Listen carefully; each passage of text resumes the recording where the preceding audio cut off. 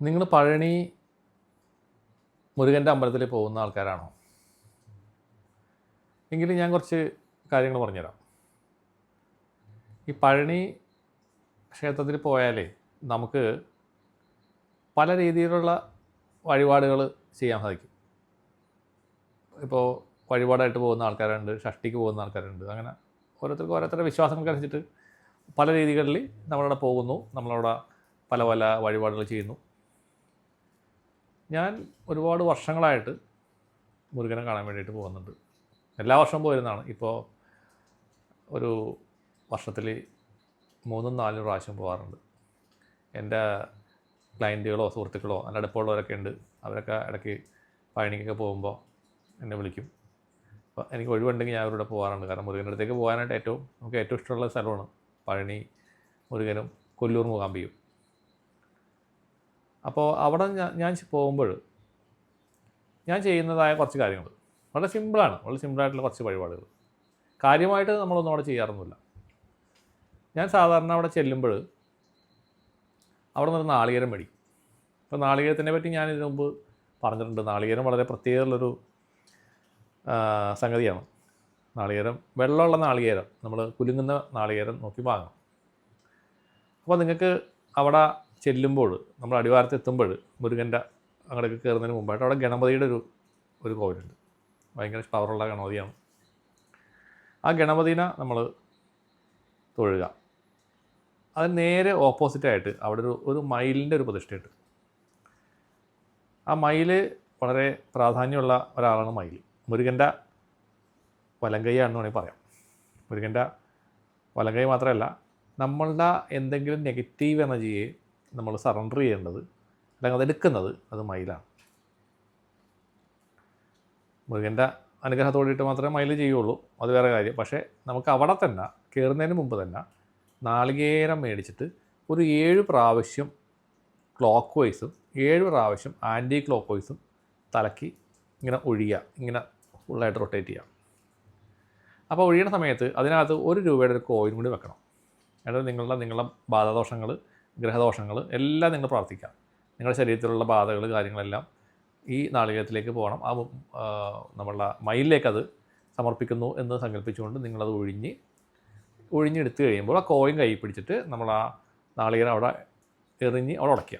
എന്നിട്ട് ആ കോയിൻ കൊണ്ടുപോയിട്ട് ആ ഗണപതിയുടെ അവിടെ ഫ്രണ്ടിലെ ഭണ്ഡാരമുണ്ട്, അതിൽ കൊണ്ടിടാം. അപ്പോൾ ആ പരിപാടി കഴിയും. അപ്പോൾ തന്നെ നിങ്ങൾക്ക് എന്തോ ഒരു റിലീഫ് നിങ്ങൾക്ക് ബോഡിയിൽ ഫീൽ ചെയ്യും. പിന്നെ നിങ്ങൾക്ക് കടുത്ത എന്തെങ്കിലും ദോഷങ്ങൾ കാര്യങ്ങളുണ്ടെങ്കിൽ നിങ്ങൾ ചെയ്യേണ്ടത്, ഇത്രയും വലിപ്പമുള്ള വെള്ളിയുടെ ചെറിയ വേര് കിട്ടും അവിടെ എല്ലാ കടകളിലും ഇത് കിട്ടുന്നതാണ്. അപ്പോൾ ഒരു വേല് വാങ്ങിയിട്ട് കയ്യിൽ പൊതിഞ്ഞ് പിടിക്കാം. അത് നിങ്ങൾ കയറുമ്പോൾ നിങ്ങളുടെ കയ്യിൽ അല്ലെങ്കിൽ ബാഗിൽ വെക്കാം. ഇതായിട്ട് നടന്ന് മുകളിലോട്ട് കയറാം. പരമാവധി നിങ്ങൾ നടന്ന് തന്നെ മുകളിലോട്ട് പോകാൻ നോക്കാം. നിങ്ങൾ എളുപ്പവഴിക്ക് ട്രെയിനിനും മറ്റേ ആ ഒരു പോകുന്നൊരു ഇതുണ്ടല്ലോ, അതിനകത്തൊക്കെ പോകുന്നതിനൊക്കെ നല്ലത് നടന്ന് തന്നെ, ചെരുപ്പിടാതെ നടന്ന് തന്നെ പയ്യെ കയറുന്നതാണ് നല്ലത്. വിശ്രമിച്ച് പയ്യെ പോവുക. അത് ആന വഴിയുണ്ട്. ആന വഴിയാകുമ്പോൾ നിങ്ങൾക്ക് അധികം സ്ട്രെയിൻ ഇല്ലാതെ ഞങ്ങൾ മുകളിലോട്ട് ചെല്ലാം. കുത്തനെയുള്ള സ്റ്റെപ്പ് കയറി പോകുമ്പോൾ ചിലപ്പോൾ നടന്ന് പരിചയമില്ലാത്തവർക്ക് കുറച്ച് ബുദ്ധിമുട്ടുണ്ടാവും. നടക്കുന്ന ആൾക്കാർക്ക് അതൊന്നും പ്രശ്നമല്ല.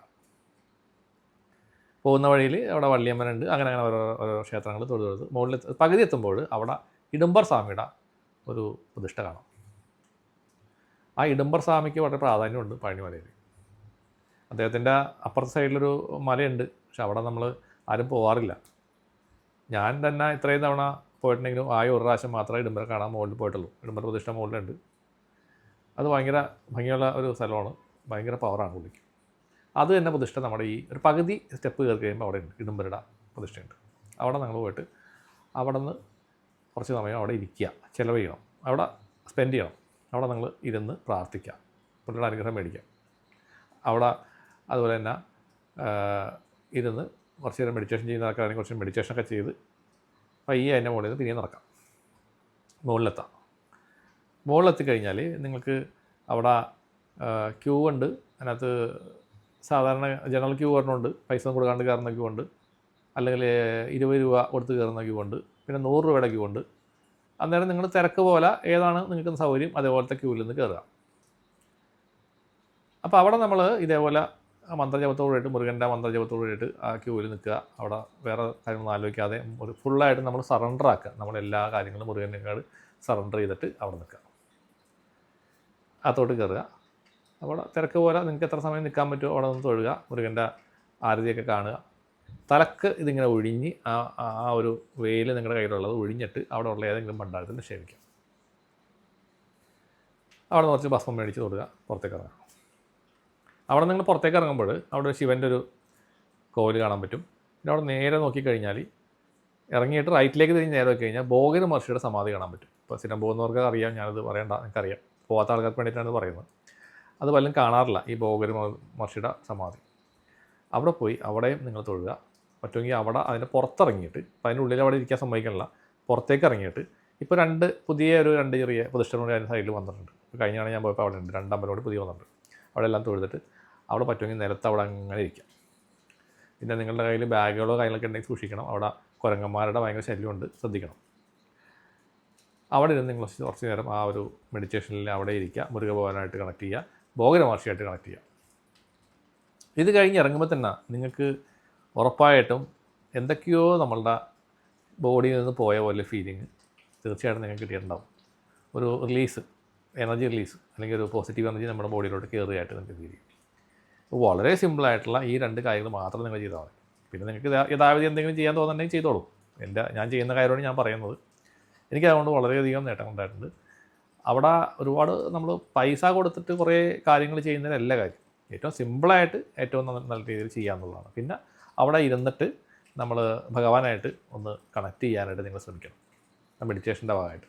അവിടെ നമുക്ക് ഇരിക്കാനായിട്ടുള്ള ഒരു സാധനപ്പാടുണ്ട്. കയറി ഇരിക്കാം. അവിടെ ഇരിക്കാൻ പറ്റിയൊരു സ്ഥലം പുതുതായിട്ട് ഉണ്ടാക്കിയിട്ടുണ്ട്. അവിടെ കയറി മെഡിറ്റേറ്റ് ചെയ്യാം. ഒരു 10-15 മിനിറ്റ് അവിടെ ഇരിക്കുക, പുറത്തേക്ക് ഇറങ്ങാം. പിന്നെ നിങ്ങൾക്ക് അവിടെ നിന്ന് ഫ്രീ ആയിട്ട് മറ്റേ പായസം കൊടുക്കുന്നുണ്ട്, അത് മേടിച്ച് കഴിക്കാം.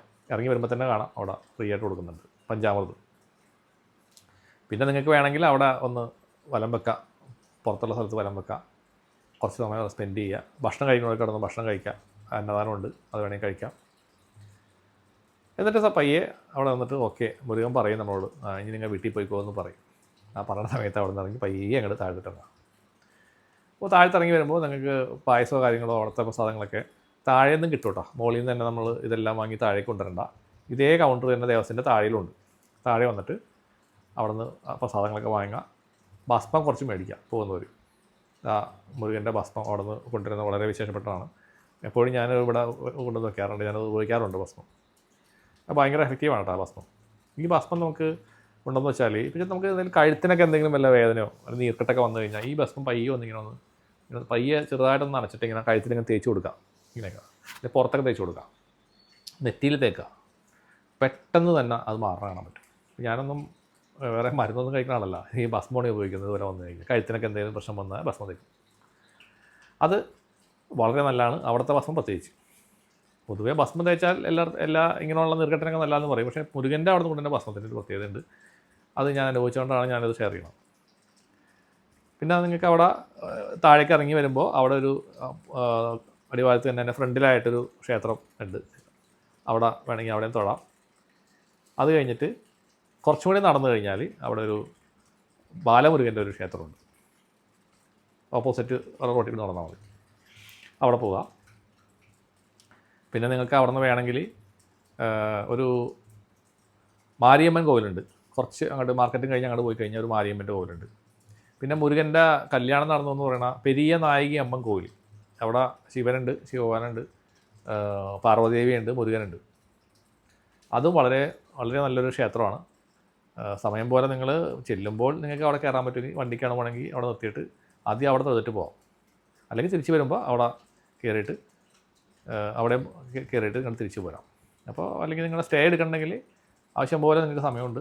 നൈറ്റ് അവിടെ സ്പെൻഡ് ചെയ്യുകയാണെങ്കിൽ നെക്സ്റ്റ് ഡേ മോർണിംഗ് ഈ പറഞ്ഞ പഴനിക്ക് പുറത്തുള്ള അമ്പലങ്ങളിലൊക്കെ നിങ്ങൾക്ക് ദർശനം നടത്തിയിട്ട് തിരിച്ച് വരാം. അപ്പോൾ ഇതൊക്കെയാണ് ഈ പഴനിയിലെ വിശേഷങ്ങൾ. ഞാൻ പോകുമ്പോൾ ചെയ്യുന്ന ഇതേപോലുള്ള ചെറിയ ചെറിയ വഴിപാടുകളാണ്. പക്ഷേ ആ വഴിപാടുകൾക്ക് വളരെയധികം ഗുണമുണ്ട്. പൊതുവേ നമ്മൾ നോക്കി കഴിഞ്ഞാൽ കാണാൻ പറ്റും, ഈ തമിഴ്നാട്ടിലുള്ള ആളുകൾക്ക് പൊതുവേ മുരുകനോടുള്ള ഭക്തി കൂടുതലാണ്. നമ്മൾ കേരളത്തിലുള്ള ആളുകൾക്ക് കൂടുതൽ മുരുകഭക്തന്മാരുള്ളത് തമിഴ്നാട്ടിലാണ്. അപ്പോൾ ഈ മുരുകനെ നമ്മൾ പ്രാർത്ഥിച്ച് ഉപാസന ചെയ്തു കഴിഞ്ഞാൽ ഇതുപോലുള്ള ബാഡ് എനർജീസിൻ്റെ എഫക്റ്റ് ശല്യം കുറയുന്നതായിട്ട് കാണാം. മുരുകനെ പ്രാർത്ഥിച്ച് കഴിഞ്ഞാൽ പെട്ടെന്ന് തന്നെ ഈ എനർജികൾ നമ്മുടെ ബോഡിയിൽ നിന്ന് റിലീസായി പോകും, അല്ലെങ്കിൽ നമുക്ക് നമ്മുടെ ശല്യം കുറയുന്നു. അതൊരു ഭയങ്കര രക്ഷയാണ്. നമുക്ക് മനസ്സിലാക്കാൻ പറ്റും. ഈ പഴനി തമിഴ്നാട്ടിൽ നിന്ന് വരുന്ന ആളുകളുടെ വണ്ടിയുമ്മലൊക്കെ കംപ്ലീറ്റ് മുരുകൻ്റെ ഫോട്ടോ കാണാൻ പറ്റുന്നത്. ഒത്തിരി ആൾക്കാരുടെ വണ്ടികളിലൊക്കെ ഞാൻ കണ്ടിട്ടുണ്ട് ഈ മുരുകൻ്റെ പടമൊക്കെ ഒട്ടി സ്റ്റിക്കറൊക്കെ ഒട്ടിച്ചിട്ട് അവർ ഫോട്ടോ ഒക്കെ അവരുടെ വണ്ടിയിലിരിക്കുന്നത് മുരുകൻ്റെ ആയിരിക്കും. കേരളത്തിൽ അത്രയും ഞാൻ കണ്ടിട്ടില്ല. മുരുകൻ ഭക്തന്മാർ കുറവാണ്, ഇല്ലെന്നല്ല, എന്നാലും കുറവാണ്. അപ്പോൾ ഞാൻ വർഷങ്ങളായിട്ട് ഒരു മുരുകനെ ആരാധിക്കുന്ന ആളാണ്. മുരുകൻ്റെ ഉപാസന എന്ന് വെച്ച് കഴിഞ്ഞാൽ ജസ്റ്റ് പ്രാർത്ഥന, അത്രയേ ഉള്ളൂ. വേറെ ഒന്നും ഞാൻ ചെയ്യാറില്ല. അങ്ങനെയുള്ള ജപങ്ങളോ കാര്യങ്ങളൊന്നുമില്ല. ഓം ശരവണ ഭവായ നമ അത് ചൊല്ലും, അത്രയേ ഉള്ളൂ. അതിൽ കവിഞ്ഞ് വേറെ ഒന്നുമില്ല. പക്ഷേ അദ്ദേഹത്തിൻ്റെ ഒരു ഫോട്ടോ വെച്ചിട്ടുണ്ട്. ആ ഫോട്ടോയിലേക്ക് നോക്കിയിട്ട് ഡെയിലി പ്രാർത്ഥിക്കും. പക്ഷേ അത് എന്നിലുണ്ടാക്കിയ ആത്മീയ പുരോഗതി അല്ലെങ്കിൽ ആത്മീയമായ ഒരു ഉയർച്ച അത് ഭയങ്കരമാണ്. എവിടെ എത്തി എന്ന് വെച്ച് കഴിഞ്ഞാൽ എൻ്റെ സ്വഭാവത്തിന് വന്ന മാറ്റം, മൊത്തത്തിൽ നമ്മൾ എത്രത്തോളം ഗ്രൗണ്ടഡായി എന്നുള്ളതാണ്. അതെല്ലാം മുരുക ഭഗവാന്റെ അനുഗ്രഹം കൊണ്ട് മാത്രമാണ് സംഭവിച്ചിട്ടുള്ളത്. അതെപ്പോഴും ഞാൻ എല്ലാവരോടും എടുത്ത് പറയാറുണ്ട്. അപ്പോൾ ഇനി പഴനി പോകുമ്പോൾ ഞാനീ പറയുന്ന കാര്യങ്ങളൊക്കെ ഒന്ന് നോട്ട് ചെയ്ത് വെക്കുക, അതേപോലെ നിങ്ങൾ ചെയ്യുക. അപ്പോൾ ഞാൻ കൊല്ലൂർ മൂകാംബികയിൽ ചെന്നാൽ എന്തെല്ലാം ചെയ്യണമെന്ന് ഞാനൊരു വീഡിയോ ചെയ്തിട്ടുണ്ടായിരുന്നു. അപ്പോൾ 1-2 പേരിങ്ങനെ ഈ പഴനിയിൽ പോകുമ്പോൾ എന്താണ് ചെയ്യേണ്ടത് സാറേ എന്ന് ചോദിച്ചു. അപ്പോൾ അതുകൊണ്ടാണ് ഇപ്പോൾ ഈ വീഡിയോ ചെയ്യാൻ കാരണം. അപ്പോൾ താല്പര്യമുള്ളവർ ചെയ്യുക, അതല്ലെങ്കിൽ നിങ്ങളുടെ ഇഷ്ടപ്പെട്ട വഴിപാടുകൾ ചെയ്യുക. കുറേ ആൾക്കാർ മുടി വടിക്കുന്ന ആൾക്കാരുണ്ട്, മറ്റേ കാവടിയും കൊണ്ട് കയറി പോകുന്ന ആൾക്കാരുണ്ട്. അതൊക്കെ ഓരോരുത്തരുടെ നേർച്ച വഴിപാട് പോലെയൊക്കെ നിങ്ങൾക്ക് ഇതാവത് ചെയ്യാം. അതൊന്നും ഒരു കുഴപ്പമില്ല. ഞാൻ ഇത്രേ ചെയ്യാറുള്ളൂ. പക്ഷേ എനിക്കതൊരു ഭയങ്കര ബ്ലെസ്സിങ് ആയിട്ട് തോന്നിയിട്ടുണ്ട്. അപ്പോൾ ഇനി പോകുമ്പോൾ ഞാനീ പറയുന്ന കാര്യങ്ങളൊന്ന് നോട്ട് ചെയ്ത് വെക്കാം. നന്ദി, നമസ്കാരം.